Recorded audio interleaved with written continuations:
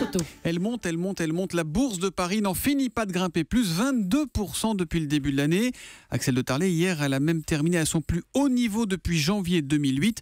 Comment expliquez-vous cette euphorie ? Alors, deux choses. Un, ça va mieux. D'ailleurs, si vous regardez la plus forte hausse du CAC 40, eh bien c'est Peugeot Citroën, plus 56%. Et juste derrière, il y a Renault, plus 46%.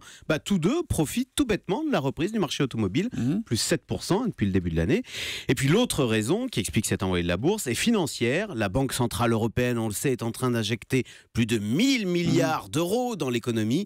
Eh bien, une partie de cet argent se retrouve en bourse. Mais il est fait pour ça, cet argent, c'est positif pour les entreprises, ça sert à quelque chose ? Alors oui, écoutez, d'abord, ça donne le moral. Vous savez, c'est plutôt bon signe de voir Peugeot Citroën comme ça caracoler en tête du CAC 40. Et puis, ça donne envie d'entreprendre. D'ailleurs, les affaires reprennent, les introductions en bourse sont plus nombreuses. Vivendi, vous voyez, rachète Dailymotion, il y a Lafarge qui fusionne avec Holcim, vous voyez. Même si, c'est vrai, malheureusement, cette bonne humeur, ces ondes positives qui nous viennent de la bourse, n'arrivent absolument pas à se propager au sein de la population. On sent que c'est loin, quoi. Voilà. Pourquoi ? Parce que nous sommes totalement rétifs à la bourse, contrairement aux États-Unis ou en Angleterre. Le nombre de petits porteurs en France a même été divisé par 2 en 10 ans. On ne compte plus en France que 4 millions d'actionnaires individuels. Pourquoi il y a moins d'actionnaires individuels ? C'est quoi ? C'est la peur de perdre son argent ? Oui, exactement. D'ailleurs, il faut le dire, on a été 2 fois rincés, en 2000 avec le crack Internet, puis en 2008 avec Lehman Brothers, même si sur le long terme, et on le voit encore en ce moment, la bourse finit toujours par remonter.